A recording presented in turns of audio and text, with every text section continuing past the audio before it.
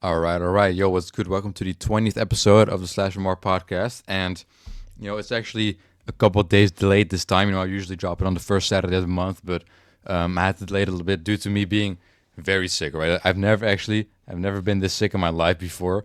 Now I'm like pretty much like 99% recovered, but the entirety of last week, currently it's Monday the 9th. The entirety of last week, bro, starting Sunday, so it's already like a week plus, but I was completely sick. I literally was stuck in bed for like a couple of days. Then eventually I did go back to work, but it was very bad. So due to that, and also I had to attend a birthday on Saturday. So due to that, I just didn't have the time for it in the weekend. Either way, we're out here right now. So hopefully this doesn't repeat itself in the future. But we're here, man. Better late than never. And anyways, it was a long month as well as this episode would have been on the 7th originally, so it already would have been like the latest date possible for a podcast like that. First Saturday of the month, like the latest Saturday they could be. So we're quite behind on some stuff. First off, let's just get straight into it. The election, okay? I've talked about this a couple times before on the podcast already. I mean, I even discussed it back when Biden was still running, of course, back when had those elections, which was not the election, when the debates, I mean, which was funny. I talked about that like a couple times. Either way, of course, Biden eventually dropped out, and then we had Kamala Harris to take over. And yep, the results are in, and she lost. And not even it wasn't even close, which media led us to believe differently. But apparently, Trump really came out on top. Convincingly. Really, Harris stood no chance in this election. Apparently, it was quite a landslide victory. So yeah, that's because a lot of different controversies. I mean, people moving out. I saw Ellen DeGeneres moved out of the U.S. after Trump's win, which I mean, it's a bit of an extreme measurement to move out of a country just because you don't like the president. I mean, it's not like their decisions are really going to affect you that much that you're going to have to want to move, especially because since Trump already has done one term in 2016. I mean, he's not going to be able to run a second time, so it's only going to be 4 years, and then it's already new elections. So to move out of the country is a bit of an extreme measurement, like I already said. But I actually saw that her new mansion in the UK, because she moved to the UK, it actually got flooded. So that's funny. Anyways, another thing is that there was also this one like, I forgot if he's like an historian or something. Either way, he was a guy that was famous for his election predictions, and he predicted that Harris would win, and he predicted like, I think he predicted like almost everything correctly, like over like the past 20 fucking years or something, maybe even longer. Um, he only had like one ever wrong before, so his success rate was pretty high. But he had a complete meltdown whenever he was wrong. He went on like so much different interviews where he just completely went crazy on TV, and he basically was saying that the American people were wrong and he wasn't wrong. I mean, it was just sad. I mean, that guy really he's been yelling a lot on TV, and I just seen some YouTube videos about it. It's fucking funny as fuck. Either way, there's been a lot of other stuff regarding that. I mean, of course, now you have the Doge, which is the Department of Government Efficiency, because apparently Elon Musk is actually going to be part of the government now. He's going to be the leader, I think, of like this new department, which is just basically just cutting jobs inside the government, like Elon Musk is known to do at his companies, of course. I mean, we all know when he bought Twitter, he laid off like 50% of all the employees or some shit, and the company is working fine, it's functioning properly, and making big profits. So he's really good at finding what exactly is necessary for something to function properly, and that's what he's going to do with the government too now. So a lot of people inside the government can expect to lose their jobs soon, because it's going to be a lot of cutting probably. And he also appointed Kennedy, Robert F. Kennedy Jr., for the health, which I don't know. I honestly don't really keep up with health that much in other countries too. I mean, it's always like some random person, and you don't really know what they even do. But I saw some ads from RFK, and he looked pretty serious about all that shit. But then, and then the whole squad met up. You had Elon Musk, Trump, and RFK, and some other people, and they were eating McDonald's. So that's kind of hypocritical. And then Donald Trump's son tweeted out, "Make America healthy again starts tomorrow," because now that's also like, of course, they had MAGA, Make America Great Again, but now they also have MAHA with an H, Make America Healthy Again. So apparently, it didn't start yet at that point. They were all eating McDonald's, which not really a great example, but either way, yeah, it's gonna be interesting, man. Of course, he hasn't been sworn in yet. That will happen somewhere next month, I think. Actually, I'm not sure when it usually happens. Um, but until then, we still have Biden, doing his thing, or I don't even know what he's doing. I saw some video of him wandering into like a fucking woods. He's been, not really that active. I mean, there was like a huge meme that Biden basically did like he was like suddenly now that Trump won, he was looking way healthier. But and it was true indeed. Whenever he had to do a speech after the election, he actually seemed like pretty decent and just normal. And also whenever he met Trump at the White House to talk with him, he also seemed to be doing fine. But I just saw a video last week about him falling asleep at some conference like twice. Like it looked like he was sleeping. So yeah, he's definitely still not beating the dementia allegations. He seems to be pretty cooked still, but he still has about a month left in office. So anything can happen still. Maybe he won't even complete his term. We'll see. I think he will though. But a lot of people want him to resign so that Kamala Harris can be president for a brief time, that would just be kind of sad. Um, some other news: he also pardoned his son. Basically, his son Hunter Biden. No, not a really not a perfect person. Apparently, had some drug problems in the past. Either way, he was supposed to be convicted of some crimes. Pretty much, it was some tax fraud and also buying a gun while having these drug issues. And he didn't disclose those drug issues because, of course, if you're an active drug addict or anything or something along those lines, you're not really supposed to be having a gun, I guess. But he lied about that. So he was supposed to be charged. He could have faced up to 42 years in prison, which would basically have meant that he would just die in prison. But he got pardoned by his father, which is basically he can just say like, yeah, okay, he cannot be convicted for all of that stuff. And Biden repeatedly said he was not going to pardon his son, but now he did do it. So his son Hunter Biden is not going to have to face any jail time anytime soon, unless he commits new crimes. But yeah, that's all there really is to say about the state of America currently. I mean, there's been a lot of different meltdowns about the Trump win. There's a lot of different, like The View is some fucking talk show with all these ladies, and yeah, they were very upset. I mean, it was funny. A lot of meltdowns of people just screaming and crying in the car. Like, if you don't like who won, I mean, that's fine, but you don't have to make a video crying about it. Like, seriously, who the fuck cares?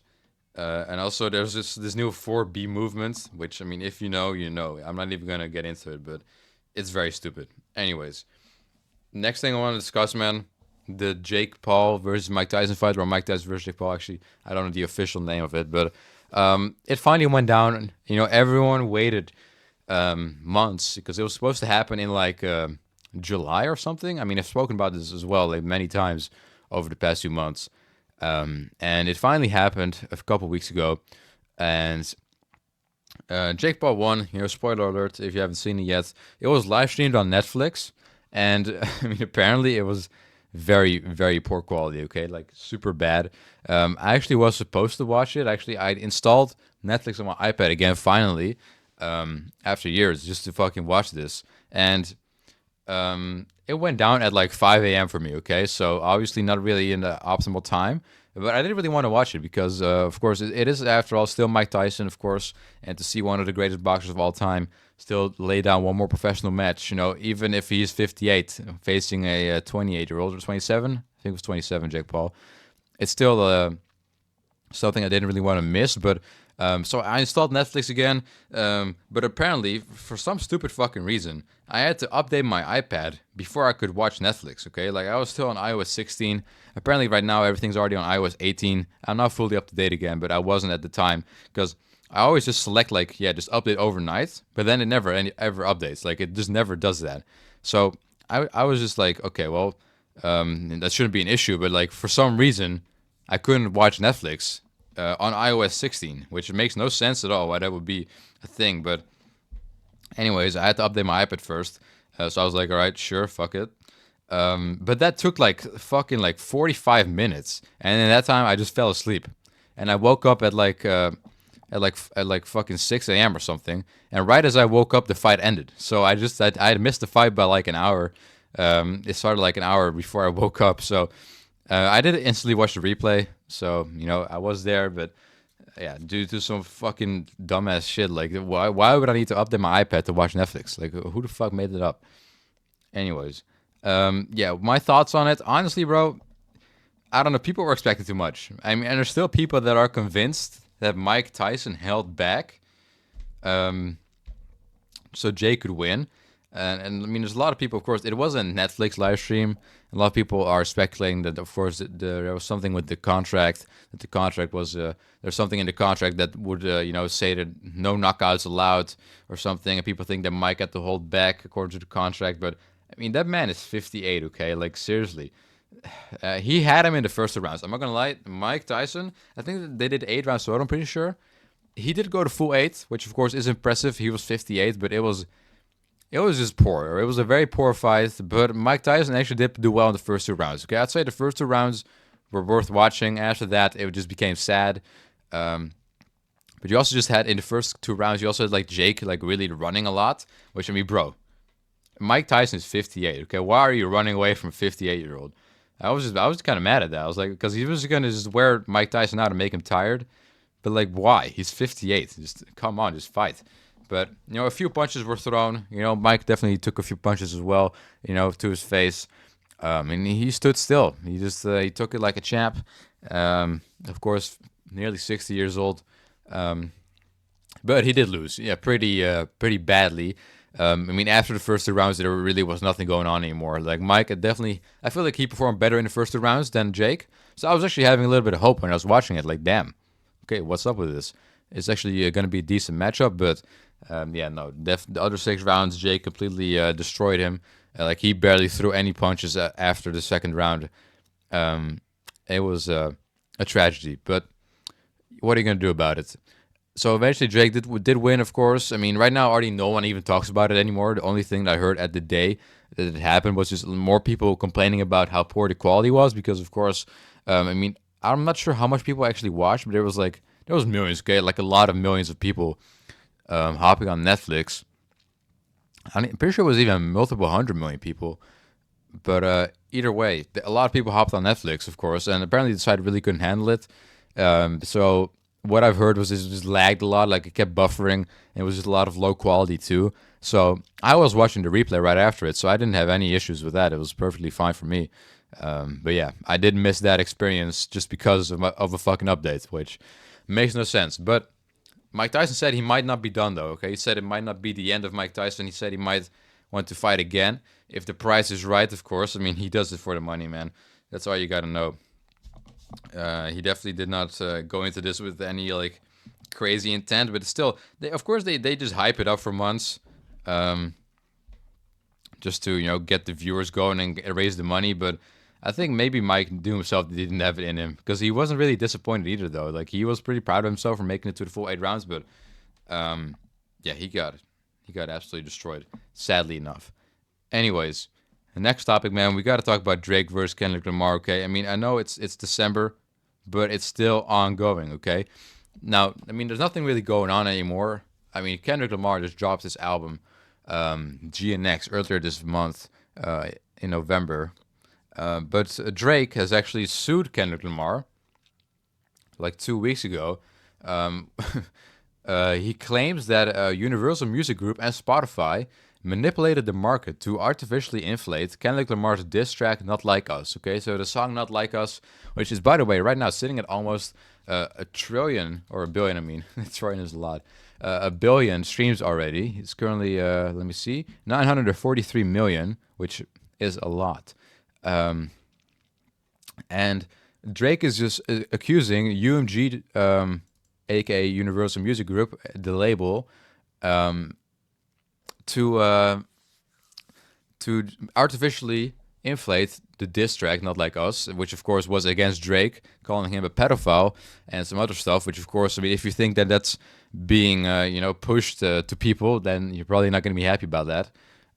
Let me see. So what he said is that he claims that UMG, the label, used Spotify and Apple Siri to push Not Like Us over Drake's tracks.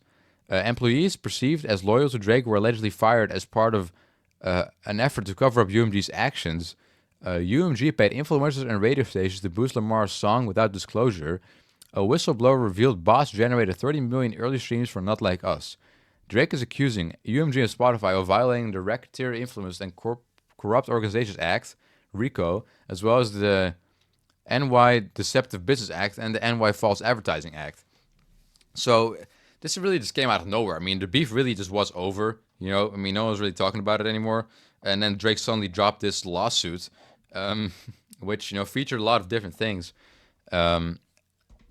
So what the fuck, bro? Like, this really came out of nowhere, and he's literally just accusing his own label, because he's also part of UMG, right? UMG is just basically a big label which both holds Drake and Kendrick Lamar. So he's suing his own label, and he's saying that his own label was pushing basically this agenda against him artificially, basically paying influencers to talk about Kendrick Lamar and praise Kendrick Lamar's song instead of Drake's. So that is quite a big claim, of course. I mean, this beef once again, it's already been over, bro. Like, he's dragging it. He's dragging it at this point. But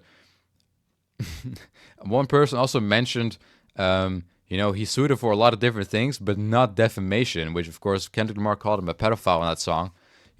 Apparently he's not suing. He's not saying that that's wrong or anything, because he didn't sue for defamation, but he did sue for this other stuff, which is also kind of interesting. Either way, yeah, but we really don't know what's gonna come out of this. It's just funny because, like, what the fuck? It's how often do you see this shit? Like, we really did not expect this at all. Like, no one really expected this. So yeah, we're gonna have to see how that plays out, but it's definitely interesting, and we're gonna have to see if anything comes from it. I don't really think so though, but yeah, we'll have to see, bro.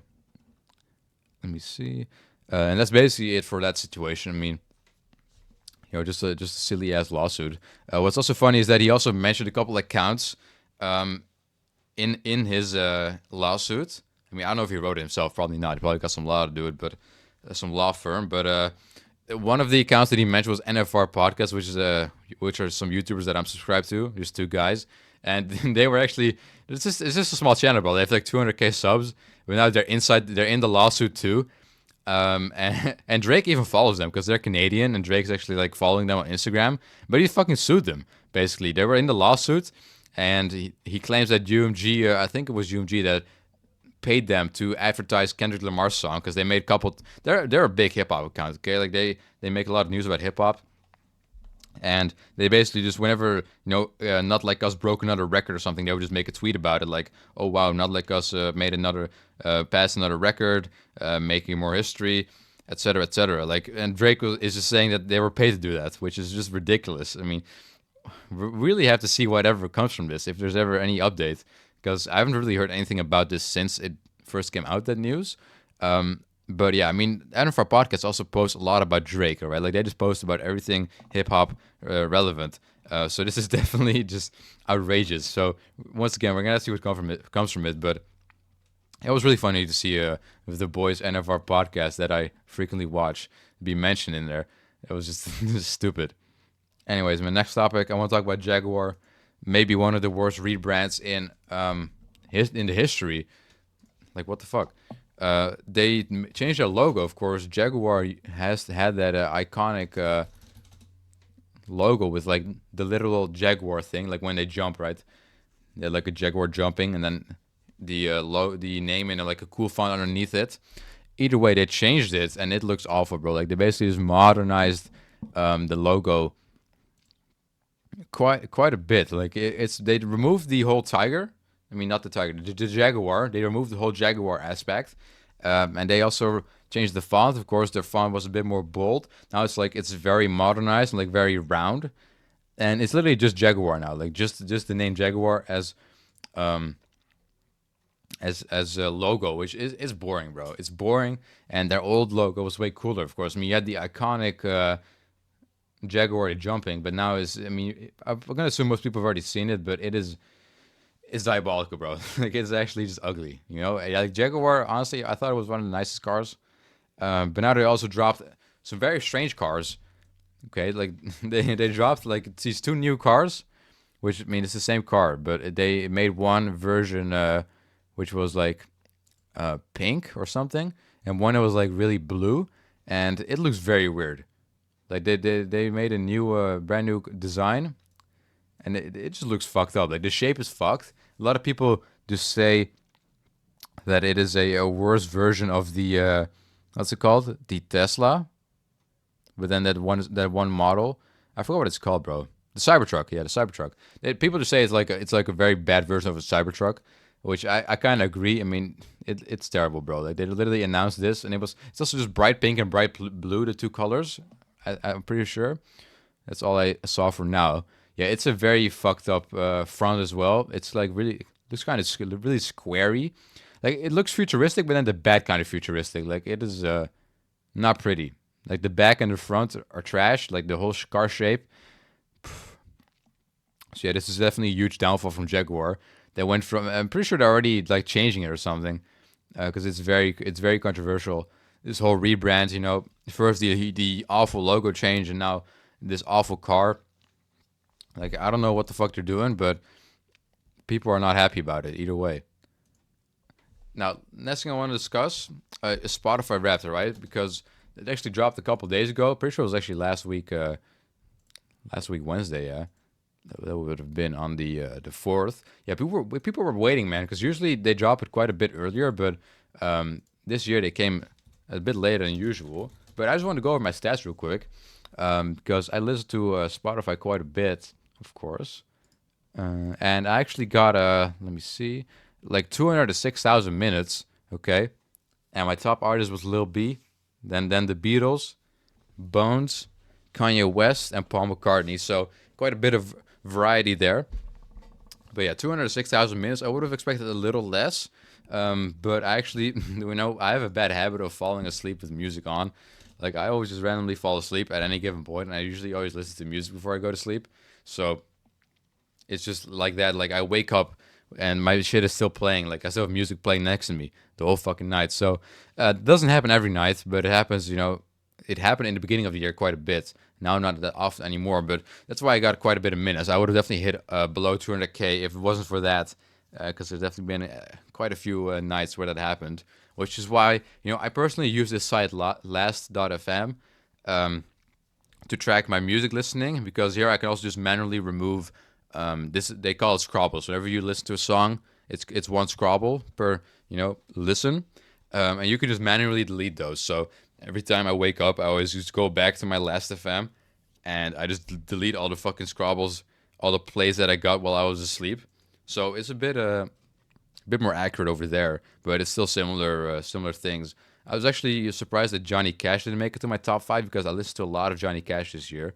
Also because I fell asleep to his music quite a bit. So on my last FM, he's not really that close, but I thought on Spotify he would have maybe been like really close. But yeah, that's all I really have to say about that. I mean, my most listened to songs, I could go over those as well. My most listened to song was 530 by Kanye West and Ty Dolla Sign with their YS duo, Ye Dollar, or not? It's Yen, yeah, Yen, and then dollar sign YS. I'm just gonna refer to them as YS because they're gonna be on there multiple times. Okay, then I have Thanks by Joey, and 3 Burn by YS, 4 My Way by Dugan, and 5 Time Moving Slow by YS. Yeah, I listen to a lot of YS, bro. um, yeah, I don't really know why. I mean, a lot of people hated the YS albums, but I'm a big fan, bro. Like I listened to a lot, both of them a lot this year. Probably more than they're both my 2 most played albums of the year.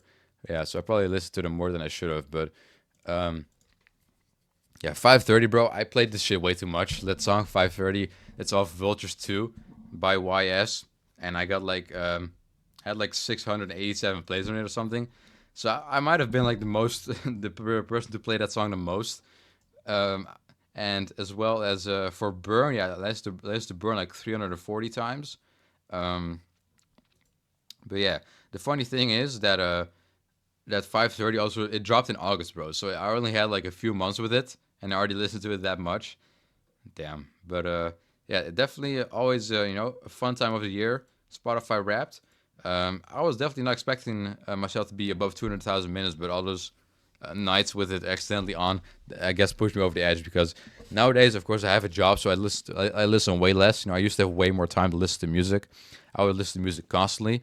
But now, yeah, I just have a 9 to 5, and of course, at some jobs you can listen to music while working, which is what I had at my internship last year.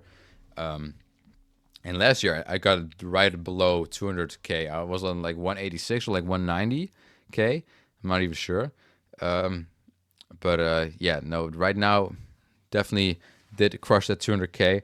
Not even my highest year though. I think I've had around this number before, like once or twice.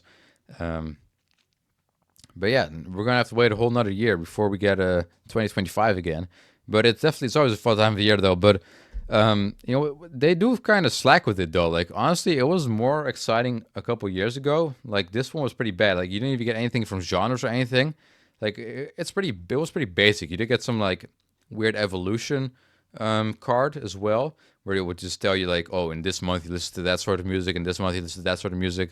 But it was pretty underwhelming compared to previous years. So this is something I wanted to mention real quick. So yeah, hopefully next year they improve again because I would really like to see more of like genres too. Because they definitely left that out completely this year. Anyways, I want to talk about some stuff that I've been doing with my life recently. Because actually last month I went to two different concerts in 1 week, which I normally don't really go outside, so that's rare. But it was also in Amsterdam, and I don't really live in Amsterdam, like not near it. So I had to actually go by train. Either way, I just want to talk about those two experiences real quick. The first one was a Nas concert. Okay, for those that don't know, Nas is a pretty big rapper from the '90s. That's when he came out with his debut album Illmatic, which is often considered the best rap album of all time, if not the best of any genre. Period. So he's not that big mainstream anymore because obviously he's been in the game for like 30 years. It's actually the 30th anniversary of his debut album, which is held so highly in regard by a lot of people. So that's why he did that tour, 30 years. And yeah, I saw him live. It was actually my birthday present, those two tickets. I went with a friend. And it was pretty chill. There was nothing too crazy about that day in particular. We'll get into that later, though, because the other day definitely was. But the first day, yeah. So Nas, it was on like a Tuesday. So I went there, and yeah, it was cool, bro. Like we were really close as well. Like we came decently early. So we were like only like a couple of rows away from the stage, so I could see it very well. Like we were really close.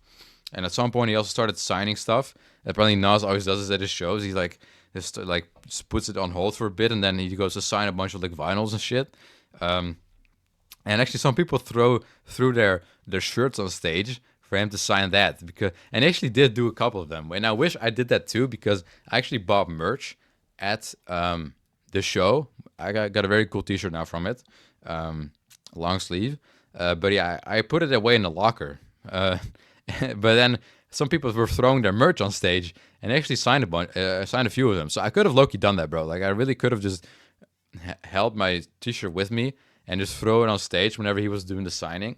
But at one point he said like, okay, only vinyls, bro, only records I'm gonna sign. So no more other shit. So eventually he did stop with it. But I mean, you gotta be careful with stuff though, because one person just threw their shirt on stage, and it was like it like fell in between. So I don't know what happened to it, bro. It might have just gotten lost, but yeah, maybe it was worth a shot, but maybe it wasn't. Either way, I still got a cool T-shirt from it, but it would have been cooler if it got signed, of course. But at the end of the day, then you're also not gonna want to wash it either, because it might, fade out or something. So it's tricky. Anyway, so that was the first day. Yeah, he played a bunch of classics. He played his whole Illmatic album, which is one of my favorite albums of all time for sure. So it was definitely cool to see. He also did a little tribute for Quincy Jones, who unfortunately passed away last month, which was a very popular music producer, and also helped Nas create some songs. So I mean, I'm pretty sure he did, at least. Yeah. Pretty sure he helped create halftime.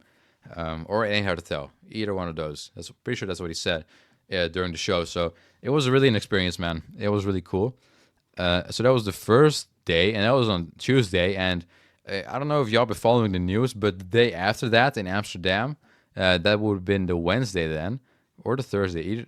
Around that time, there was huge riots in Amsterdam, and the show, which I was at, was literally right next to it. Okay, so let's say the show would have been a day later, or that there was a football match basically, and there was like some Israeli supporters because it was for an Israel club against a Dutch club. And yeah, there were some Israeli supporters that showed up to the match, of course, to support their club. But of course, we all know what's going on in Israel at the moment. So a lot of people were not very happy about that. So that people were coming there from Israel to watch a football match. So it turned into huge riots. I mean, I'm not going to get into the details because there's also some drama whether or not the Israeli people were hostile or not. A lot of people are claiming that the Israeli fans, they were being hostile, and then the other people were like, people were literally kicking their asses, bro. Like they were getting beat up and stuff. Like it was brutal. But yeah, I missed that by a day. Okay, so and literally the stadium was right next to the place where I had a show, so I would have literally been right in it. So it was scary, bro. And like I said, I went twice. Okay, so a couple of days after that, like 2 days after, I went again. So thankfully, by that point, everything was cool again. That was on the Friday night. Everything was chill again. But pretty sure the day after that, like and like Saturday or Sunday, there was like some other stuff. But either way, I missed both of those incidents, like almost like barely. But eventually, I did go back again on Friday for the other show, which I kind of spontaneously went through, also with that same friend and another friend as well. And this was for Armored Hammer, which is also rap but like more underground. They have like only like 200K listeners or something on Spotify, but I like them a lot, so I still went either way. But the thing was that this show was very late. Okay, it was very it was very late. So trains don't always ride, unfortunately. So I mean, we were done at that show at like 1:30 a.m. Okay, on a Friday. I mean, it would have been Saturday at that point then, because of course past midnight, but it was a Friday evening. Yeah, then we went with the train, and then eventually it was like 1:30 a.m. when the show ended, and there weren't any trains back home at that point. So what we had to do, we had to just basically walk around the city a bit and wait until 5 a.m. for a special night train to go back home. And yeah, that was a long wait. Okay, that was a pretty long wait, especially the whole night. Because also in Amsterdam, you can't really go out until very late because apparently things close pretty early there. So it's eventually like 3 a.m. Basically, everything is already closed. So it was kind of sad. So we couldn't really like sit anywhere or something. But we had to wait until 5 a.m. And then eventually we did go home. And we were home at like I don't even know, like 7. I'm not even sure. Around that time. And then I had to bike home. But the thing is, I had work that day. Okay, I had actually had to work at 9 a.m. So by the time I was home, it was like almost 8, like 7:45, and I also got like bike to work for like 20 minutes. So yeah, I didn't even sleep that night. Okay, like I had Saturday shift. Every 3 weeks, I have a shift on Saturday, which kind of sucks because of course no one wants to fucking work on Saturday. But I do have one random day in the week off then, which that week was the Tuesday that I went to Amsterdam. So I kind of spent that whole day traveling and shit. But yeah, so I basically I didn't sleep at all that whole night. I was in Amsterdam up. Then as soon as I was back home, I basically had to go to work already. So that was a very dire day.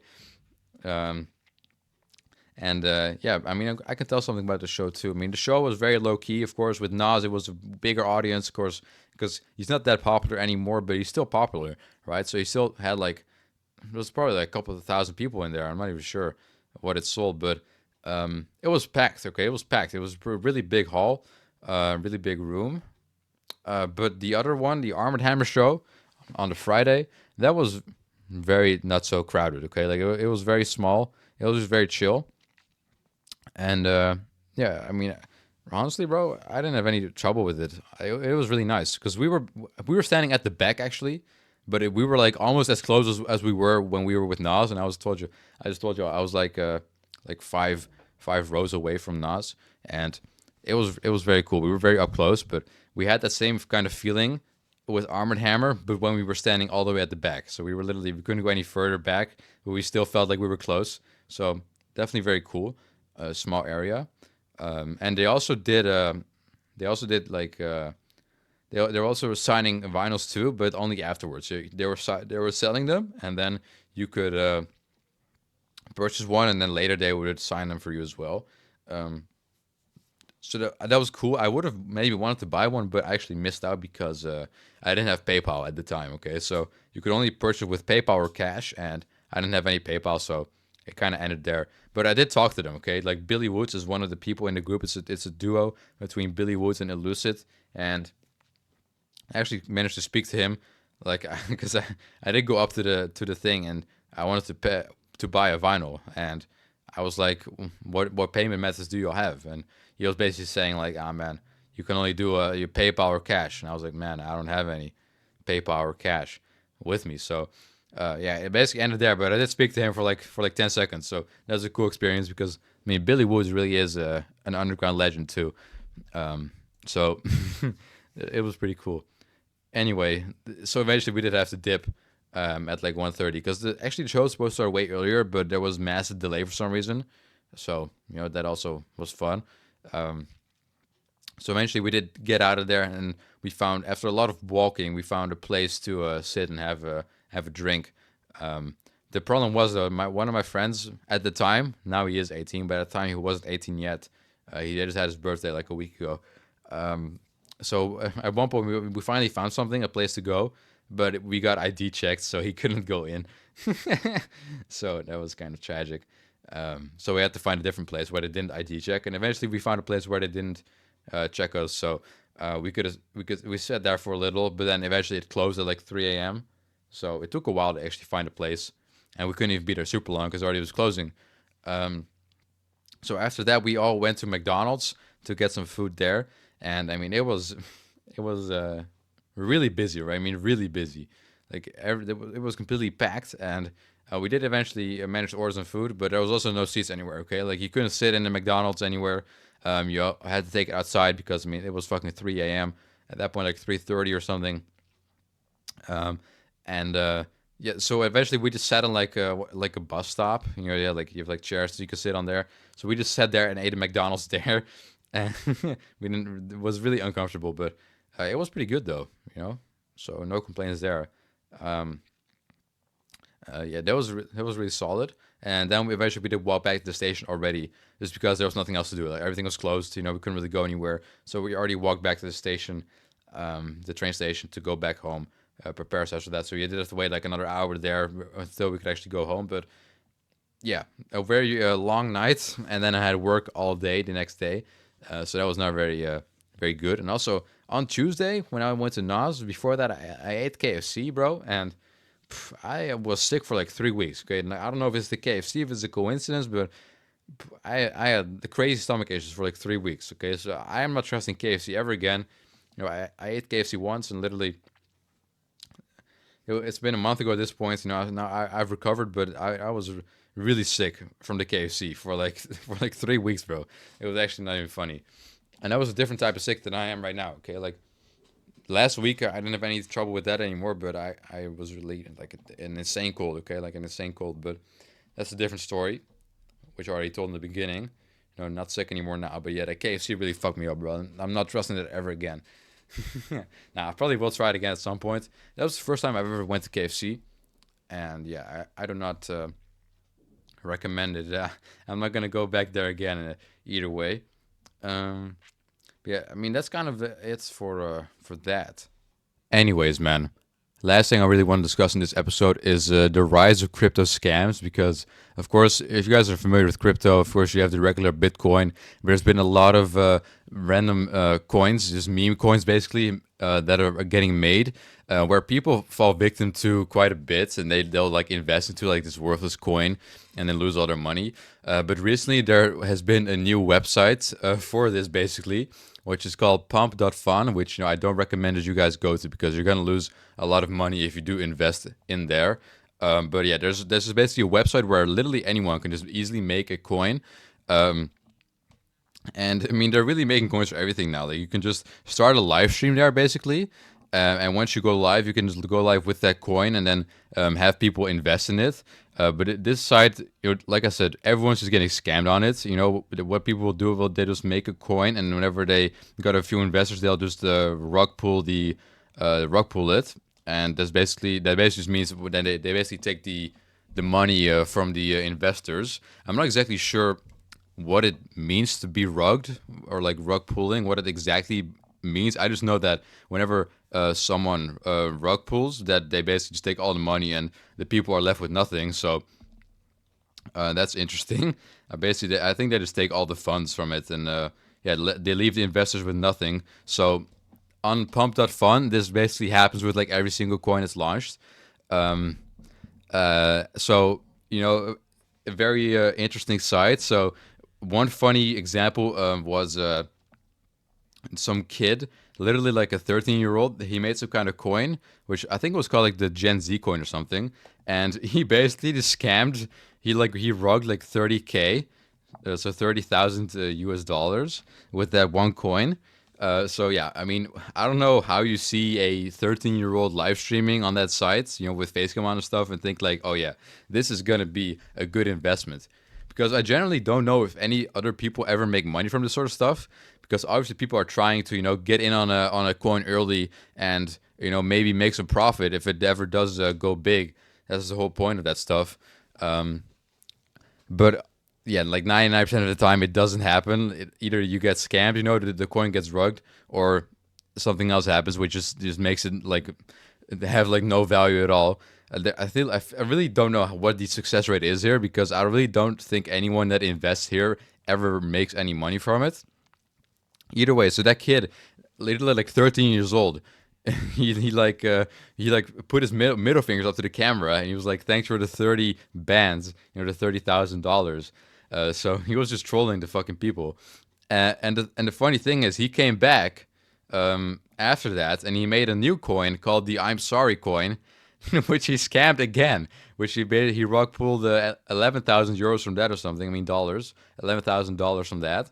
And then after that he made a third coin called the Lucy coin, which is named after his dog.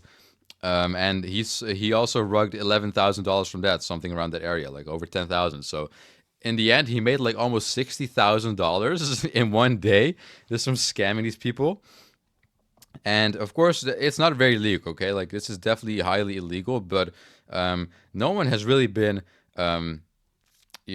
prosecuted for this sort of stuff yet. Like no one has really been officially like sued or put behind bars for all these rug pulls, but they're very popular. And what happened after this is that other people, basically the kid got doxxed. Okay, so it's kind of a sad end to the story. He got doxxed, and they found his whole family, and then other people started making coins. And the coin names were just his family names, and they used like pictures of his family for the coins and stuff. So eventually there was like a coin for his dad and his mom, and that ended pretty sadly. But yeah, I mean, pro tip, I mean, maybe don't scam $60,000, and maybe you won't get doxxed. So that was just one insane situation. But there was also some I also saw one coin on here that also went kind of viral. That literally someone was in the hospital and they just gave birth, and then they just made a coin about it. They just started a coin. I'm not sure what the name was, but they literally just live streamed themselves in the hospital while literally having just given birth. So it was just literally like a baby there. So imagine your life starts as like pretty much like a crypto scam. I'm not sure if that got rugged as well, but probably. I mean, like almost everything on Pump.fun gets rugged. And this site got made with the intention of it being like safe, so that people won't get scammed, that people won't be rugging coins, but it still happens. Like it's absolutely the same. And this also apparently isn't even that new. I see now I see a video here about Pump.Fun back in July, but I've only heard about it recently over the past few months, so it's definitely a new trend. Either way, it's hilarious. And like I said, no one has really gotten into legal trouble yet for these crypto scams, but it might seem like one person will, because the Hawk Tuah girl, yep, I don't know why we're still talking about her, but she actually also did a crypto scam. Now, not all crypto scams go via Pump.Fun, of course, because people have been doing it for ages. So even before that website was popular, um, some people, I don't know how they usually do it. Because obviously it's just something with like the wallets and stuff. But they usually just announce it on Twitter or X now then. And that's what Hawk2A girl did as well. She just announced this coin, the Hawk2A coin, on her Twitter account. And yeah, like people invested. I mean, I don't know how much she eventually got from it. I mean, I read that she scammed millions because she also rugged it. So I mean, even like big, quote unquote big influencers are doing that sort of stuff. Even Jack Doherty, who's kind of irrelevant now, but I've spoken about him before in the podcast too. He's a big idiot. He also did a couple crypto scams recently. But yeah, people are very mad at the Hawk Tour girl because she did also do that scam where she just started a coin and then just rug pulled it, leaving investors, with empty hands. Which I mean, a lot of people also kind of put the blame on the people themselves because I mean, how dumb are you that you're gonna invest in the Hawk Tour coin, bro? Like, how do you see that ever working out in a positive way? Same thing with the 13-year-old. How are you going to invest in a 13-year-old's crypto token and then be mad that you lose money? Like, bro, you had it coming. Either way, yeah, like I said, people are very upset at Talk to a Girl because apparently it's like one of the bigger scams that we've seen. Um, Once again, I read that she apparently scammed like millions of fucking dollars. I'm not sure if that's true or not, but there was a law firm who tweeted out something about trying to take legal action against her. So there's now people reaching out to that law firm that were a victim to this Hawk2A coin scam, and they're gonna try to take legal action against her. Maybe she will get sued. Who knows? So I mean, I do hope that it kind of gets taken a bit more seriously because I mean, we've even seen like big names like Logan Paul kind of get away with it. He's also been in legal trouble. I've spoken about that before too, like his whole crypto zoo scandal. It's still ongoing. Honestly, I haven't heard about it in a while. I'm sure we'll get another update at some point, but as far as I'm concerned, he hasn't really, taken any repercussions yet. He hasn't really a refund or anything so far, but maybe he did already. I haven't been keeping up to be honest with crypto zoo, but yeah, I mean, there's a lot of big figures in that scene, the crypto scene that just scam. They just scam loads of money from either fans or just random people. So yeah, maybe if it does get taken to court, this Hog to a coin thing, maybe people will start doing it less if there's actually if people are actually going to get punished for it. But for now, probably there are probably people being scammed as we speak. Okay, probably while you're listening to this, while I'm talking right now, there's probably actively people being scammed all across the world with crypto coins, like every moment of the day. So it's big. It's really big. But anyways, that's all I really want to discuss for this episode. Once again, apologies for dropping it a bit later. I was currently recording it on Monday, and it's probably going to be out on Tuesday. I just due to the sickness, man, I really just could not get it out earlier, and also due to that birthday party that I had on Saturday. But I should be there again on the Saturday next month, which would be the first Saturday of the month, of course, as always, 4th of January. So yeah, once again, apologies for the late episode this month. But one more special thing I want to discuss. It's going to be the last month of 2024, of course. I mean, this is going to be the last time I'm speaking for the podcast for 2024. Next episode is going to be 2025. We're going to be halfway through the 2020s decade, which is kind of scary to say because it really feels like yesterday that it started. But it also means the end of Gen Alpha, okay? Of course, we have Gen Z, and before that we had the Millennials, and of course you have the Boomers, all these generations. But Gen Alpha is officially over by the end of 2024, so one more month, and Gen Z will no longer be like the second youngest generation, okay? There's going to be Gen Beta, or Beta, I mean, however you want to pronounce that. I was going to say Beta, Gen Beta, and that's going to be a new generation, man. So kids will no longer be Gen Alpha. And, I mean, we're getting up there in age, man. It's really the start of a new era, of course. I mean, literally, a new generation is upon us. So that's also going to be kind of sad because, Gen Z currently, we're, of course, the second youngest. But now Gen Alpha is already going to be completely done, bro. Like, no more Gen Alpha. It's kind of sad. I'm gonna assume most of you are Gen Z listening to this. Maybe we have like one Gen Alpha in there, but Gen Alpha is pretty recent. I'm pretty sure. Yeah, Gen Alpha started in 2013. I'm pretty sure, and Gen Z was from 1997 until 2012, I think. Now Gen Alpha was from 2012 to 2024. Then I think I'm not quite sure on that, but something around that area. But yeah, it's gonna be the end of Gen Alpha, bro. Literally a new era, Gen Beta. We'll have to see how that plays out. But yeah, just the end of an era, man. Like we're no longer gonna be me, Gen Z, no longer gonna be the second youngest. You know, we really are no longer the youth. I mean, still the youngest of Gen Z are still like 12, but still, bro, most of them really are getting that unk status. They're really getting up there in age. But that's all I really want to discuss this episode, man. Like I said, I'll be there again the first Saturday of next month, January 4th. See you then. Hopefully you enjoyed this episode, and goodbye.